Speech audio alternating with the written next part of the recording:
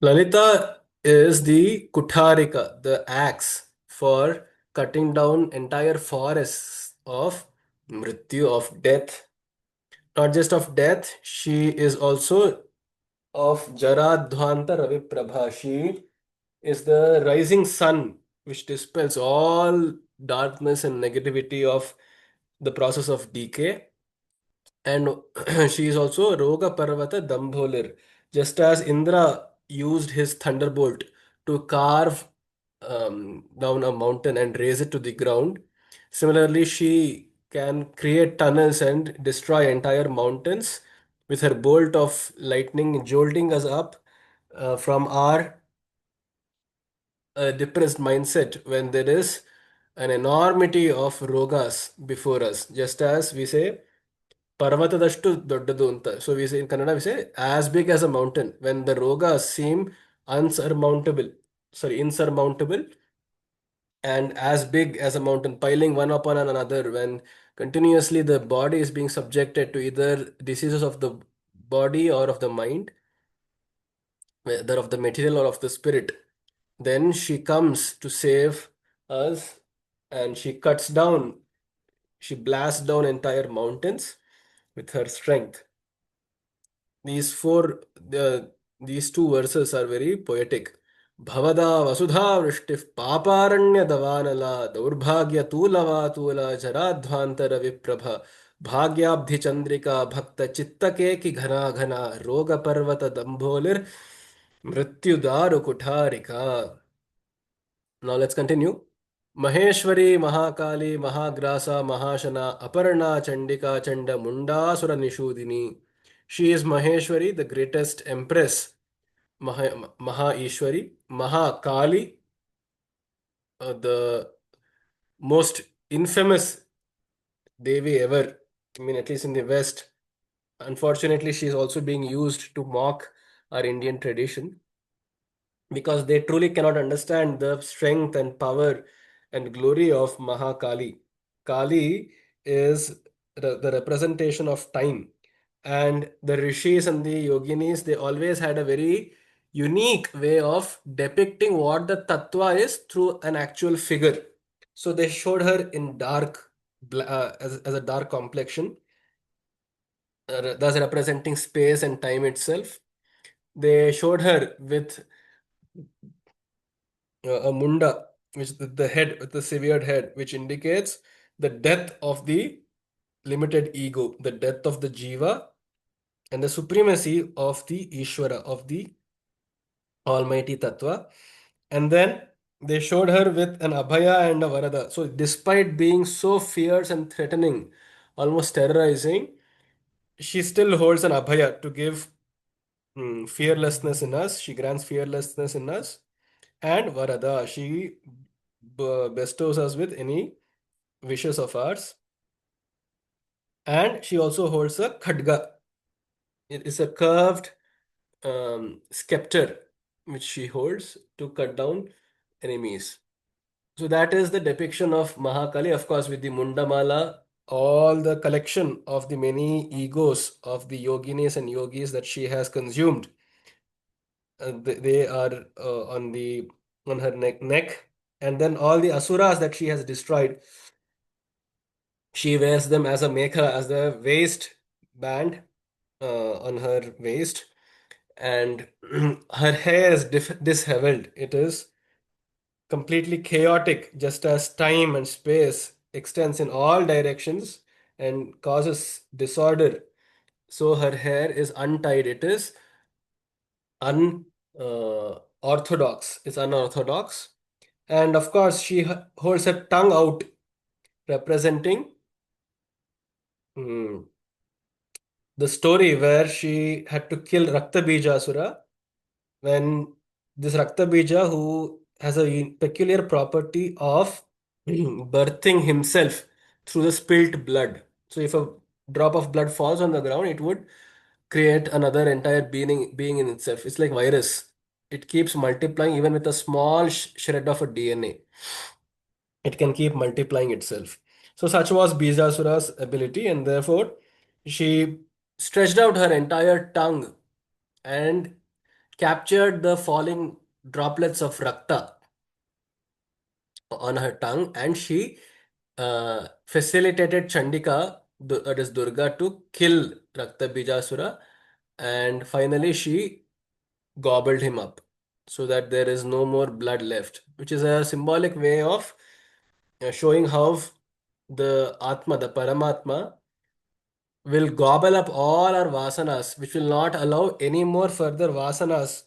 Even if a small percentage of a vasana is left, it will grow into a bigger and bigger vasana, like a Rakta Bijasura. And Kali, she captures all the vasanas and completely gobbles them up.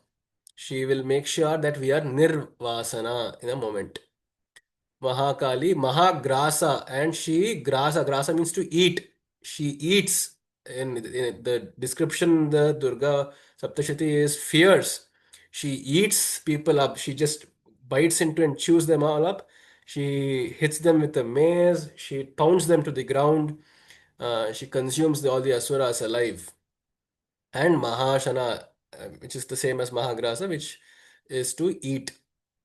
Aparna, she also is the Sati or the Parvati who did fierce tapasya to procure Shiva, to woo Shiva.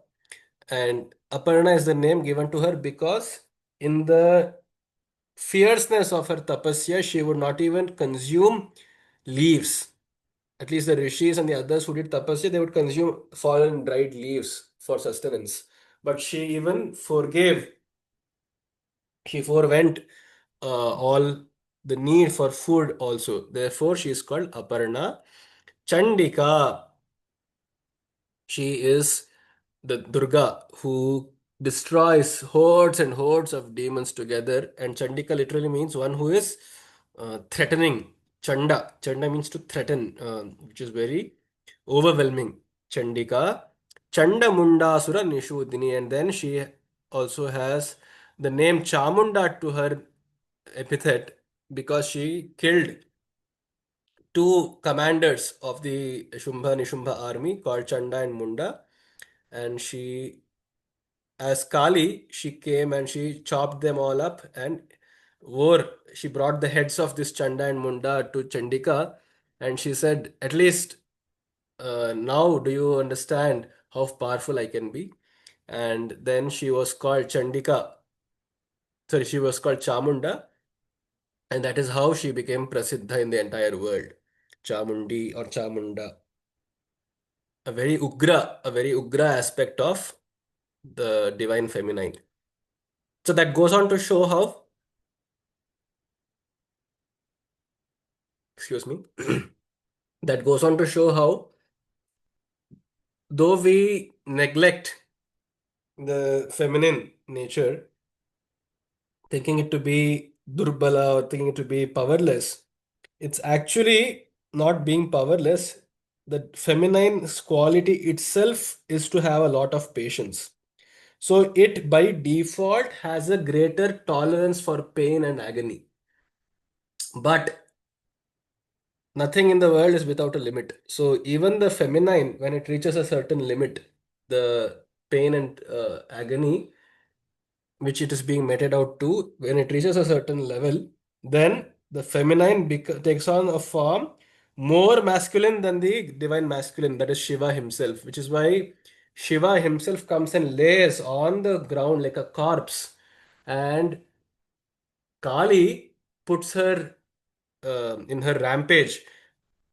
She doesn't even care, and she just puts her feet on his heart and stands atop him, thus signifying complete dominance of this feminine over the masculine when she is angered. So that is also an overlooked phenomena of the feminine. So we always think, yeah, they are always the victims of patriarchy. Yeah, they are always victims. They have no unity amongst themselves, the women, I mean. They are, always this mother-in-law, daughter-in-law dynamics which keeps going on there. So we kind of take them for granted. even our own mothers, we take them for granted. Yeah, she's always there at home waiting for us. She will not have food unless we come. So it's somewhat that we show dominance over our mothers unwittingly, sometimes even wittingly, and we take them for granted. But then there will also come a time when even such a mother or even such a woman in our lives will show what they truly can be capable of. And which is also quite right because it is in self-defense. Nothing can, no boundary must be transgressed uh, ad infinitum, right? So there must be some boundaries. So that is what also Kali represents, the fierce feminine, which can, when angered, when the patience has run out, can transform into a very ugly, very terrifying, uh, terrifying so much so that even the king of the Asuras was terrified. Just imagine. And he comes up with all these excuses saying, oh, no, no, you are so terrifying. Uh, and you're only showing off people with a form. You have no strength in yourself. While in fact, it was his own insecurity to even come and face Kali all by himself. So then he says, he makes up, I mean, he schemes by his cunning and he says, he taunts Lalita or Durga and says, you are fighting this entire battle with the help of all your Sainya and all your mistresses. That is why you're able to win. But I have come here alone. So why don't you come and um, fight me alone? And then Lalita smiles and she says she understands his insecurity. Yet in Kannada we have this phrase, Bidru Mise Mannagalanta. Even a person who's about to lose, or in fact who is a loser, will still not admit to it. And so he comes up with all these weird excuses. And so, pardoning that and complying by that, she absorbs all Kali, Durga, Lakshmi, Maheshwari, Kaumari, all the matrikas into herself. And she says, Ekaivaham jagatyatra dvitiya ka mama para pasyaita dushta mayyeva vishantyo mad vibhutayaha. I am the only person in this entire universe. That's a very Advaitic statement to make. He doesn't even say, I am the only goddess before you. She says, I am the only person in the universe. Who else is there beside me? Who Dvitiya ka mama para? And still, now there is no use talking all philosophy before you. Therefore, Pasya eta dushta, oh evil man, look at me and see how my own vibhutis here means my own glories, my own specks of uh, magic and specks of power which have been manifested as these different matrikas are being reabsorbed into myself. Look, and now I stand alone before you, come and fight me. So that's how she taunts back and retorts against the Shumbha. So all in all, uh, the feminine, especially Devi, in fact has killed more asuras than any other mm, the female, I mean, male devata even. So all credit goes to her. And ironically, we see the woman to be averse to battle, averse to fighting and quarreling, and averse to conflict and violence. But in fact, she has time and again demonstrated that she can still be powerful of greater violence, in fact, the greatest violence when push comes to shove.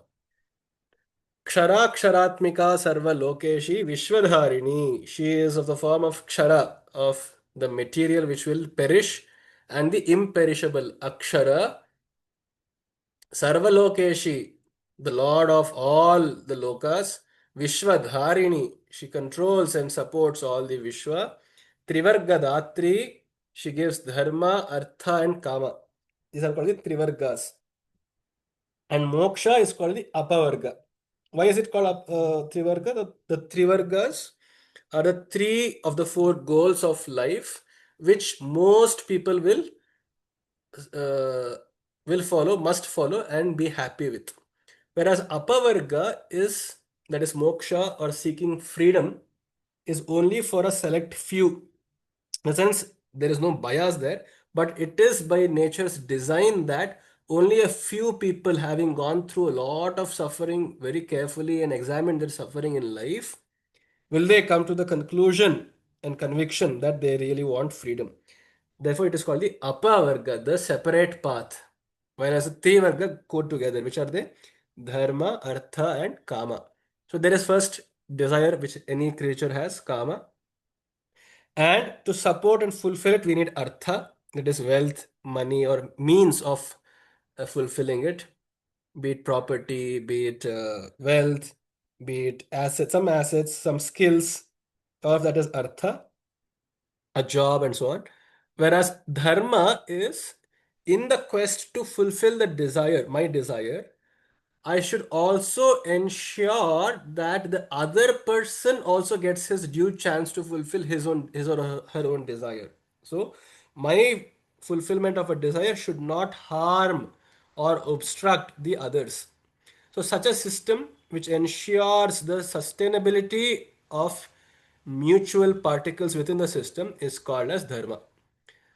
So all these laws, just as we have a constitution today, dharma represents one aspect of life which helps us control and be sane, at least acceptably sane in society, and not turn into a jungle raj. So that is dharma. So these three will always go together, and most people, 99.99%, we are all satisfied with how things are because we are getting a good share of our own joys, and then of course we do go through sorrows, but sometimes it gets overshadowed by by the pleasures. So we are quite happy, and the rishis also say, yeah, please be happy with what you have and don't come to us. But then some people, they have greed for getting ananda. Some great souls have greed for ananda. They are not satisfied with the little pleasures of life. They are seeking something beyond all of this to be completely stable and actively involved. And for such people is the apavarga that she also gives. Bhuktida Muktida. Subhaga, she is beautiful. Triambaka, three eyes. Trigunatmika, she has the three gunas in her control. Then Swarga Apavarga. See, it just came here. Swarga Apavargada. Apavarga is moksha, whereas Swarga is happiness. Apavarga can be thought of as Ananda, whereas Swarga is pleasure. It literally may be a realm which we may go to after death, but for now we can understand that Swarga is any state of happiness, of pleasure, but which is short-lived. It is ephemeral. And that is how Swarga is distinct from Apavarga or Moksha. She is Shuddha, pure, Japa Pushpa Nibhakritihi. Japa Pushpa is the hibiscus flower. Just as a hibiscus flower, the red one, is as bright and attractive, she is Aruna, of course. She is orangish red, like a hibiscus flower. Ojovati, full of energy, enthusiasm, and vigor. Ojas. Ojas. So they say Ojas, Tejas, and Varchas. Ojas is the raw energy within us, the raw animal-like energy. Like after eating food, the energy which gets assimilated and digested and transforms within the body in the first step is a very crude energy like petrol, like crude oil. So that is called Ojas, which helps us do our things in life, go to a job, read, study, come back home, take care of our dependents, enjoy and indulge our senses. All of that is ojas. Whereas if it is controlled and refined, ojas is transformed into a tejas, which uh, is the energy which resides at only two places. One is at the heart, and secondly at the forehead. That is why we say Tejo Mukhi. She has a Tejas in her mukha, in her face, because that energy has transformed, sublimated to that level where this person is glowing. We see very rarely such people who have a very innate glow on their faces, be them in the greatest of suffering or uh, without calamities. They still have a glow to their faces, which is unmissable. That is called tejas. And if the energies are risen further high, they reach the Sahasrara, and that same energy gets transformed into what is called as Varchas. Varchas means splendor. So that splendor comes even rarely with very few people, for example, the avatars, who Varchas is the energy required for accomplishing a mission in life, a very big mission in life. For example, in today's times, we can think of many uh, contemporary gurus, such as Sadguru or from Art of Living Sri Ravi Shankar, or the Swamis of the Sringeri Matha or of the other mathas. Uh, all these people who are actively involved in a greater purpose and mission of reforming society and being there for society, that energy which helps them support and achieve all these tasks is called as virtues. So ojas, tejas, and virtues. Dyuti dhara, she supports Dyuti. She is responsible for light in the universe. In the Bible, I think the first few verses say, first there was God, and then first there was God, and then there was the Word, and then the Word was with God, and then there was light. He said, let there be light in the world. So that's the first pulsation of light is called as Dyuti. Yajna Rupa, all yajnas are hers. Priyavrata, she loves doing vratas. That is also very common in, I mean, more than the men uh, in our households. It is the women who usually do all these vratas, Sankashtahara Chaturthi vrata. I mean, my own mother used to do it very uh, tenaciously. And I'm sure all of you also, sadhakas, would have done it at some point in time where you would have done a vrata for the husband or for the wife or for, I mean, not for the wife, for the children or for parents or for oneself to boost and, bolster one's career, whatever the sankalpa was. But vratas are usually undertaken greatly by women. And that is a great pride that we must all take in, that Indian women are they're so selfless that for the sake of the family, they are willing to go to to a great extent to undergo such penances. Priyavrata, Duraradhya Duradharsha Patali Kusuma Priya. She is, though she is Sulabha, in another sense, she is actually Duraradhya. She is very hard to be pleased, quite in contrast with Shiva, who is called Ashutosha, very easily pleased. But we actually think, we are more, the mothers are more approachable than the fathers, right? But in this case, in certain aspects, she is unforgiving, she is relentless, especially in her aspect as nature. Nature has absolutely no compassion at all.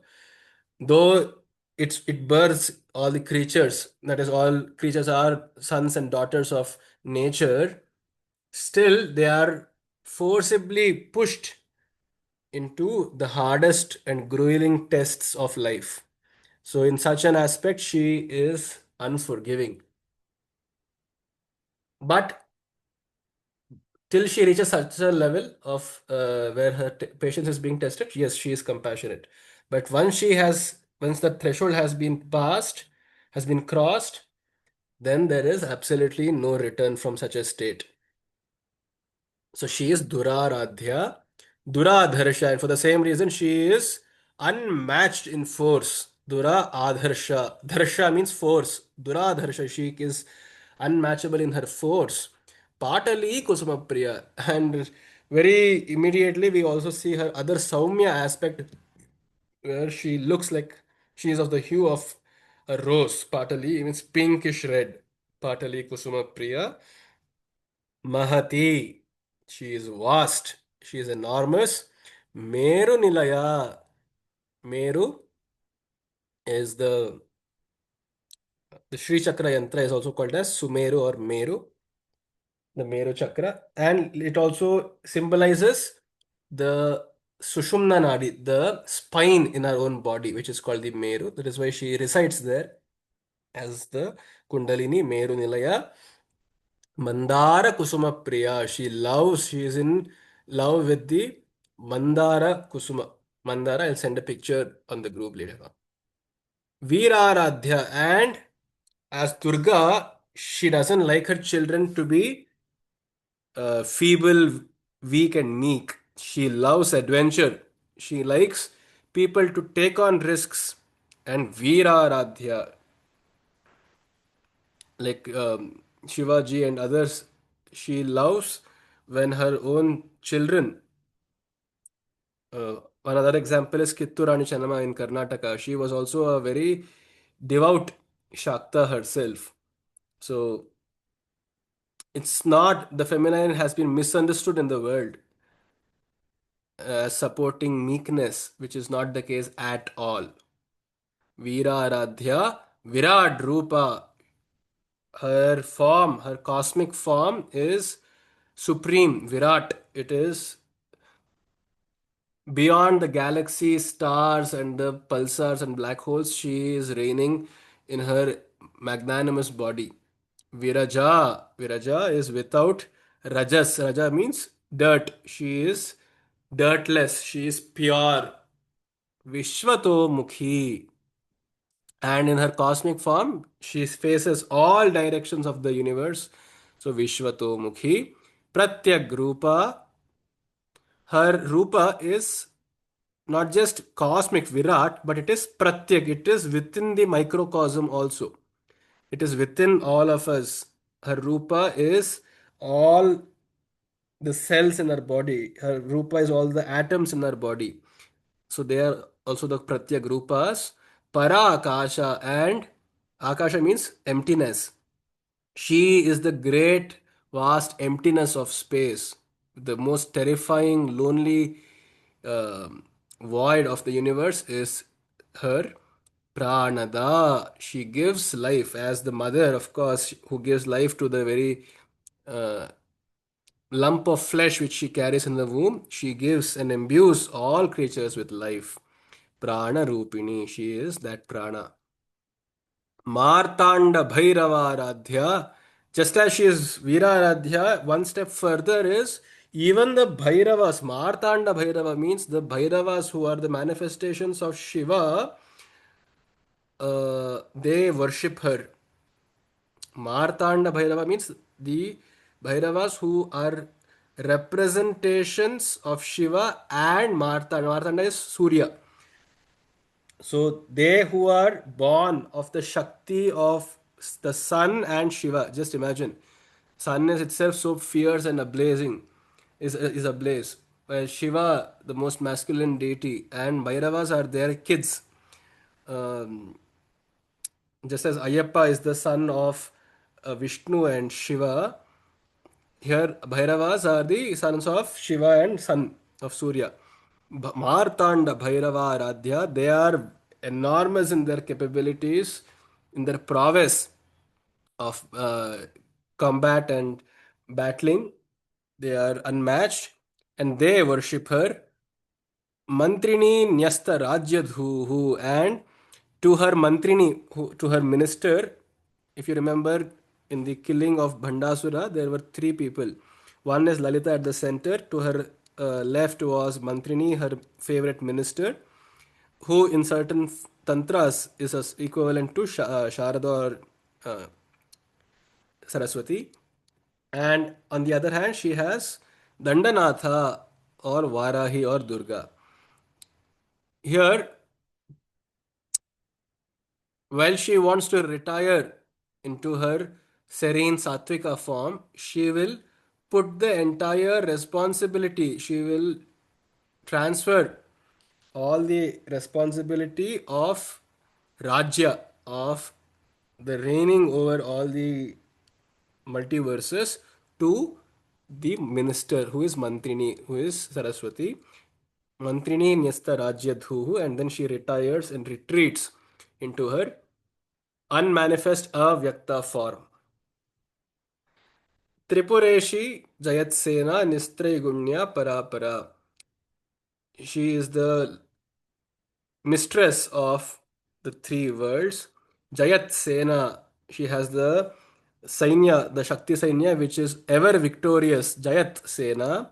Nistraigunya. Not only is she Trigunatmika, but she is also beyond the three gunas. Nistraigunya and Parapara, the supreme amongst all supreme things.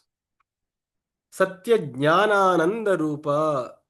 Just as we say Sat Chit Ananda, it is Satya Jnana Ananda. Sat Chit Ananda. Satyam Jnanam Anandam Brahma. All of that is being capsuled within this particular Nama, Satya, which is existence. It is not just mere speaking of truth that we know in human society. It is not, I mean, that has nothing to do with the actual Satya. Satya means that which is unchanged by the flow of time and in space. That is called Nitya or Satya, that which is ever existent. The sense of existence itself is Satya. Jnana is awareness. Again, it is not just mere mugging up of knowledge or even this conversation. There is no jnana in this at all. Jnana, the supreme jnana, is that which helps us be aware of our own selves. That is jnana. And ananda. This we have talked about in great detail. Samarasya parayana. Samarasa means the state, the rasa which one gets by being in a state of equanimity. That is called samarasa. And from that is derived the word samarasya. Samarasya means equanimity, absolute tranquil equanimity. Parayana. Parayana means she is ever engrossed in this one rasa alone of samarasa. Kapardini, she has long hairs, Kaparda. Ramya Kapardini Shaila Sute. Adi Shankaracharya sings in his Mahishasura Mardini Stotram. Aigiri Nandini Nandita Medini. It's a very beautiful rhythmic stotra. All of you should hear it. Maybe I'll share it. One of you can share the link on the group too. Kapardini means one who has hair which is untied, which is left long. Kapardini. Kala Mala, who wears a mala, an entire garland of the 64 kalas, 64 vidyas. Kamadhuk, she is the form of Kamadhenu, the wish fulfilling cow, which is why we worship the cow very dearly in our traditions. Why? Because she is the form of the mother itself. She supplies us with proteins, with milk, with for the ingredients for the abhisheka, with panchagavya. So many medicinal qualities are there, and not only because it provides. Kama dhuk means one which fulfills. However, the cow itself is like a mother because it is also the one of the very few mammals which can actually feel emotions and show emotions. One other is the elephant, some are the horse, and so on. But the closest one, which used to be in the residence of be it Krishna, of Rama, or of uh, Devi, or Dattatreya, and the rishis and the yoginis, all of them always associated themselves with the sattvika buddhi of cow. Kamadhuk, Kamarupini. She is desire. Kalanidhihi, the abode of Kalas, Kavya Kala, Rasajna. She knows the rasas. What are the Navarasas? Navarasa means the nine emotions, the flow. I mean, rasa literally means a fluid. Emotions are said to be fluid because they are transmutable. In a moment, there is anger, which may transmute into Veera Rasa, into adventure, into heroism. And then the same rasa may further, with a gentle nudge, may transform into Shringara, into passion. And from passion, Shringara can come Daya, can come compassion. and that compassion can lead to peace, which is Shantarasa. And then from Shantarasa can come Hasya, can come uh, laughter or comedy as one of the rasas. And then can come that Hasya rasa, if it is flipped on its head, it turns into Bibhatsa, into aversion, into repulsion, disgust. Then that can lead to hatred, dvesha, and so on and so forth. So all the nava rasas are intertransmutable. Therefore, they are rasas. They are like fluids of chemistry. You can just add a small chemical and it becomes some other chemical in a moment's time. She knows all these rasas because she is, of course, the rasa shevadhi. She is the suitcase containing all the rasas in great abundance. Pushta. So she is not some stray yogi who has aversion to any of these emotions. She is not so. She is always in harmony with her emotions. She has not despised them and she has not locked them away. She has ever not at the mercy of emotions, but ever in tune with her emotions. Pushta. Pushta, she is energized. Puratana, the oldest being ever. Puratana, Pujya, worshipable. Pushkara. Pushkara means a lotus. She is the lotus and Pushkare Kshana. Her eyes, Ikshana means her eyes are lotus-like. Paranjyotihi, the supreme light of the universe, is called Paranjyoti. अंतर्ज्योतिर्बहिर्ज्योतिः प्रत्यग्ज्योतिः परात् परा ज्योतिर्ज्योतिः स्वयं ज्योतिरात्मज्योतिः शिवोऽस्म्यहम्.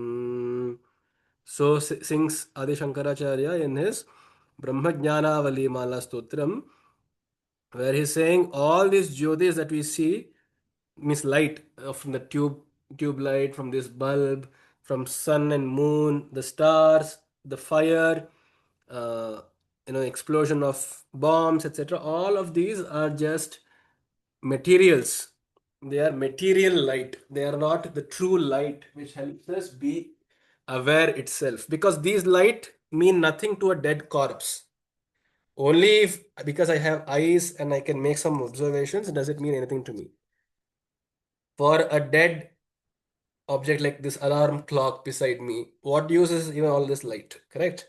So that is not the Jyoti. The Paranjyoti is the supreme light which is enlivening the entire universe itself and through the creatures functioning as awareness. Parandhama, the greatest abode. Paramanuhu, Paramanu, the smallest of atoms, subparticles, subatomic particle she is. Paratpara. Pashahasta. Pashahasta is holding the noose in her hand. We have talked about this. Why the noose? Because the noose is a symbol of Pasha, means natural instincts. Pashutva, the sense of being an animal, is encoded in the symbol of Pasha. She ties the Pasha around us, almost like pulling our pranas away by the flow of natural instincts through death. But she can also, when pleased, function as the Pasha Hantri. She can also cut her own noose away. Paramantra Vibhedini. All black magic that one may have faced from others or other enemies will be neutralized. That is why keep any person who has the Sri Chakra, or not just has, one who is in continuous alignment with Lalita and with the Sri Chakra Puja or the Sri Chakra Yantra, is said to be ever protected from all pishachas, pretas, black magic prayogas, which is called vyabhichara, and so on. So, in fact, not even Kali's, let's say some other person is invoking Kali's wrath and fury against this person who is performing Lalita's puja, still Kali herself will uh, retract that paramantra and cause evil and suffering to the very own invoker. So the sadhu pujaka of Lalita is ever protected, and she herself, because she is paramantra vibhedini, she takes care and she ensures that no harm will ever come through such evil forces. Paramantra vibhedini. And in fact, for people who are suffering, or at least through astrology, they have come to know that they are suffering through some unknown sources. And I mean, please mind you that in today's time and world, it's very, very rare. It's almost like one in some 10,000, or one in 10,000, one in 1 lakh also, I would say, cases of such unknown ailments, unknown miseries which are happening in life to be caused by black magic. In fact, nobody even really has the Vidya now. Even the Vyabhichara Vidya takes a lot of discipline and involvement and commitment. So no, I don't think anybody still practices it to that extent as was the case earlier in the Puranas and so on. But still, uh, all protection is there in the Sri Chakra house. Why? Because it has the Nava Avaranas. There are 9 fortresses. Even in the yantra itself, you will see 9 spheres of influence. The Bhupura Chakra, the square one, and then the Trilokya Mohana Chakra, Sarva Sankshobhana Chakra, Sarva Vidravana Chakra, Sarva Karshana Chakra, and so on. So all these 7 walls will keep protecting and create a fortress in the house of the sadhaka. Paramantra Vibhedini. In fact, we see that in most temples where continuous aradhana was intact of Sri Vidya and Sri Chakra, those temples somehow magically have evaded and escaped the wrath and destruction of the Islamic and the British forces. Somehow, unknowingly and inexplicably, those temples have been left intact. And that is again, once again, the power of Lalita. Murta Nityatripta. She has a Murta. She resides in idols, but she can also be in her unmanifest form as Amurta, without idols. Nityatripta, always in total contentment. Nityatripta Munimanasa Hamsika. And that is why she alone can provide unconditional love, because she's Nitya Tripta. She wants nothing from us. There is no expectation at all. There is no condition at all. To a lesser degree, we see that happen in some mothers, in parents. But the supreme most degree of unconditional love can only be possible in God, which is Lalita. Muni Manasa Hamsika. She is the Hamsika, the swan, the pet swan, which flutters in the minds of the Munis. Satyavrata, she is always sticking by the by principles and by truth. Satya Rupa, she is the form of law and order. Sarva Antaryamini Sati, she resides as the Antaryami. Antaryami means the inner indweller or the inner controller, the remote of this machine, which is the body and the mind. The remote is inside, and that remote is Lalita, Sarvantaryamini Sati. She was in one of her avatars as Sati, who jumped into the fire, right? That is why the name Sati Pratha, because the very first incident was not actually because she lost the husband and she jumped. It was because her justification was that Shiva, you have abused Shiva who is the Lord of the universe, I cannot take any more abuse. And these ears, which, and this mind, and which, these eyes, which have seen a person abuse Shiva, is sinned. Therefore, let me put this body to, let me end this body and take on a new birth, is what she did.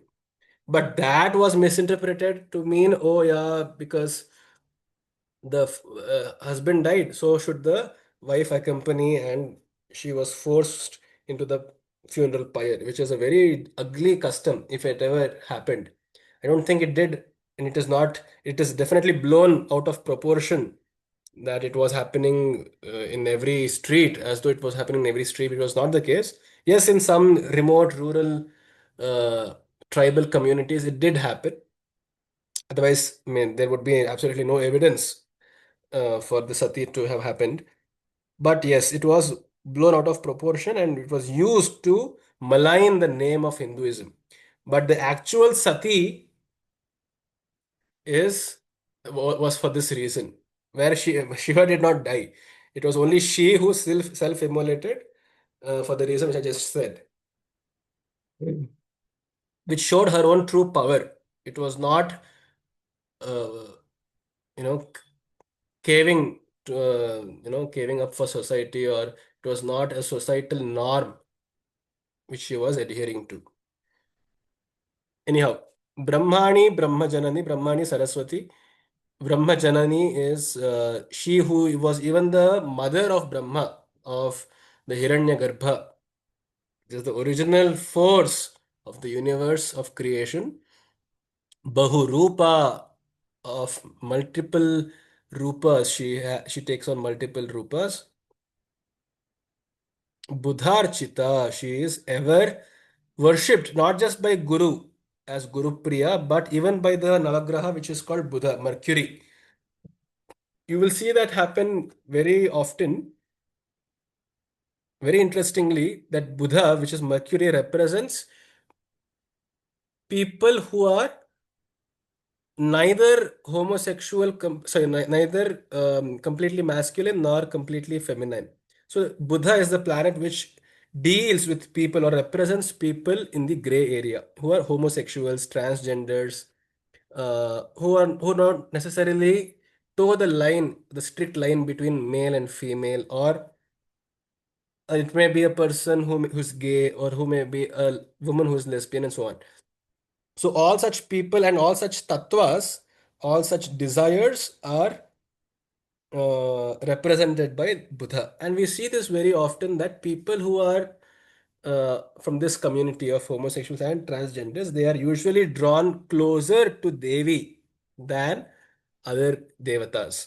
They are somehow, they feel at home and at peace with the mother goddess, because there is no judgment on them, right? Because the society in general will judge such people, but in the lap of the mother, there is no judgment. So even Buddha, who originally was actually born a transgender, so the story says, actually worshipped Lalita.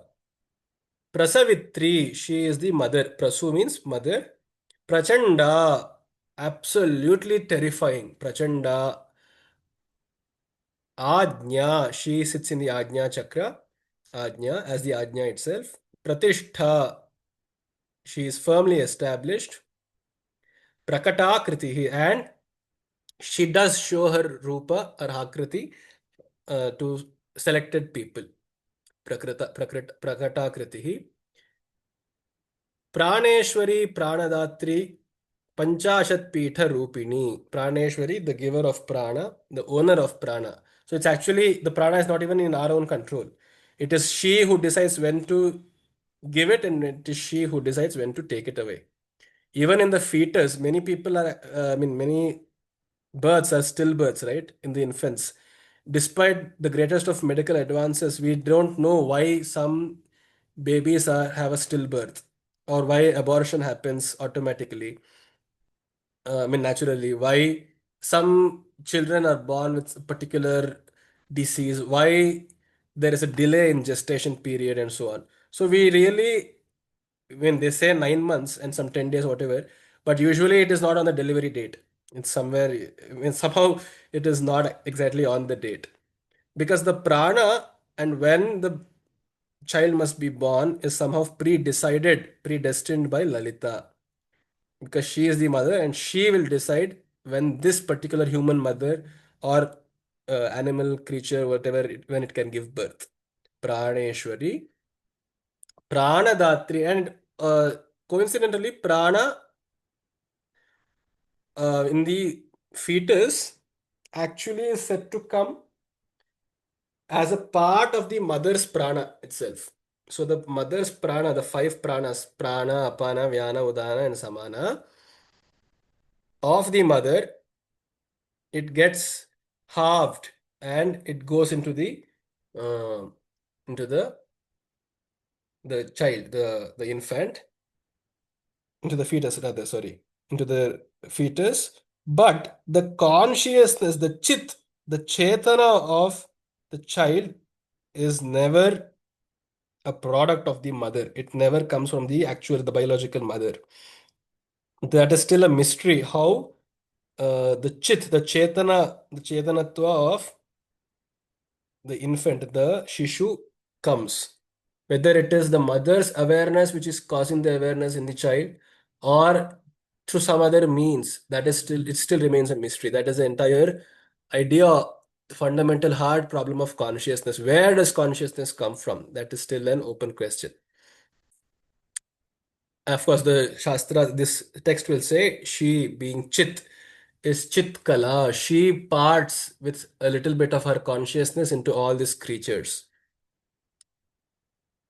Praneshwari, Pranadatri, she gives the pranas. Panchashat Pitha Rupini.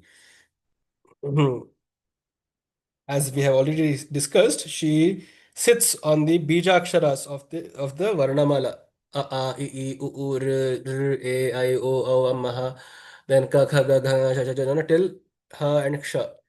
All the 50 letters of the Sanskrit alphabet, which are basically the Bija mantras, are Lalita's manifestations. Vishrinkhala. Shrinkhala means a shackle. Vishrinkhala, she who is shackleless.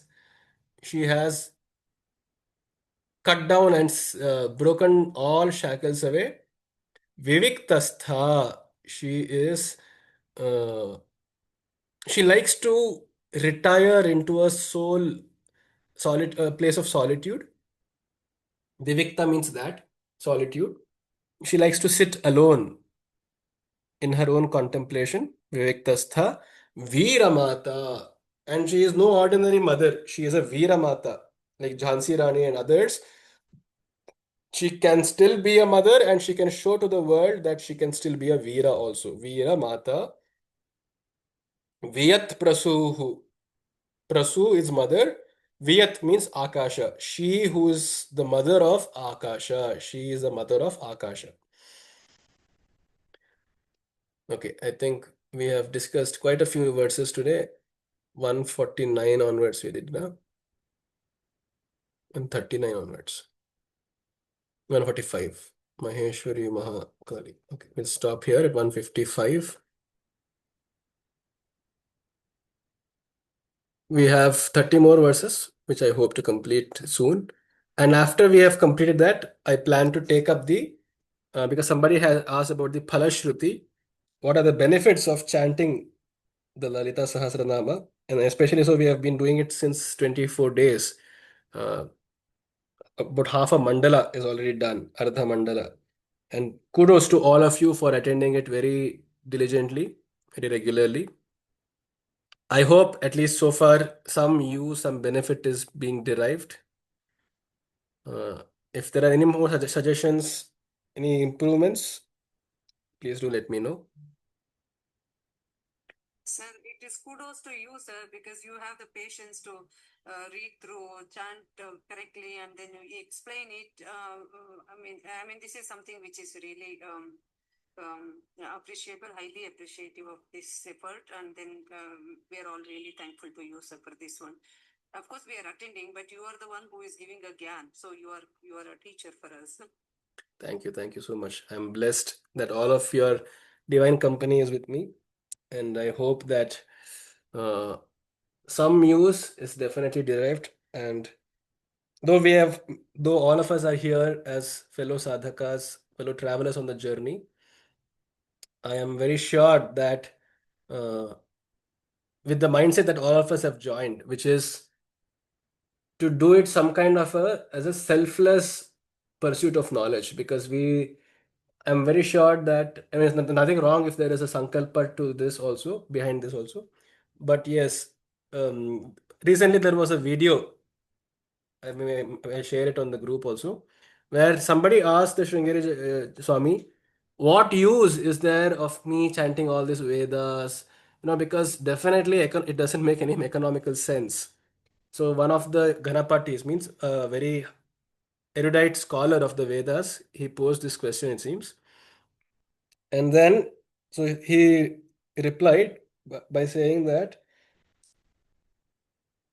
yes, there is not much economical, financial, or monetary benefits one may derive out of it, but one must also approach this spiritual path with the idea that uh, it is a great opportunity that the rishis have given us to give back the rishi runa. We have been given an opportunity to absolve ourselves of the debt of the rishis. And what does rishi runa mean? Rishi runa means the debt that we owe to all uh, people of knowledge. So Rishi doesn't literally mean only the males, but all people of knowledge of society and of civilization throughout the years, through the ages, who have contributed to my life in some way and helped me get some education, some uh, understanding of the world better. So all of that are rishis or gurus.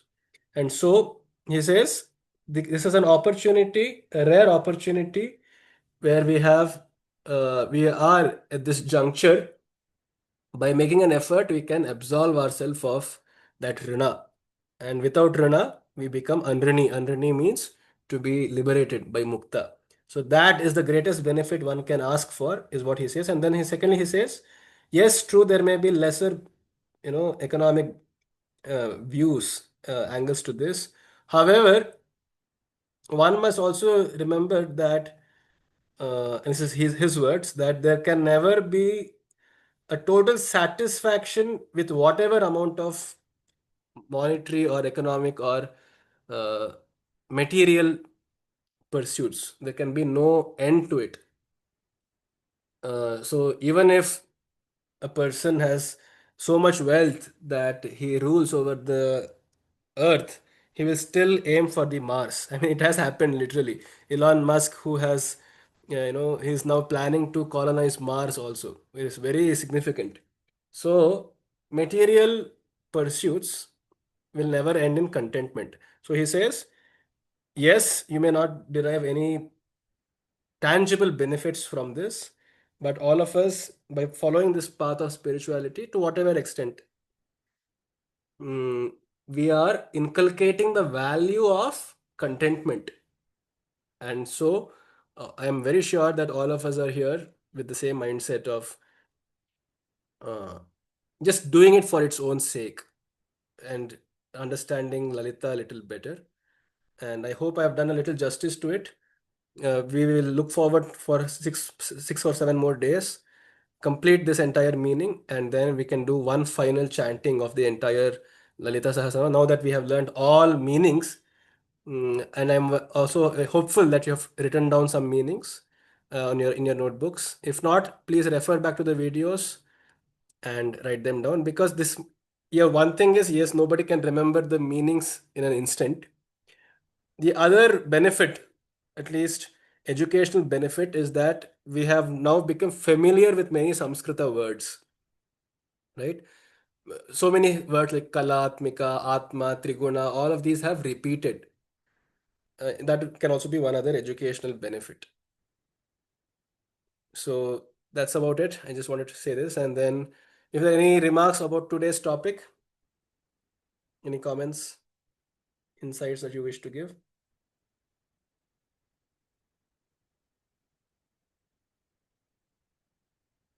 Okay. So see you all then. Meet you all tomorrow. Dhanyavada. Namaste. Sir. Sir, thank you, sir. Dhanyavada. Thank you, sir.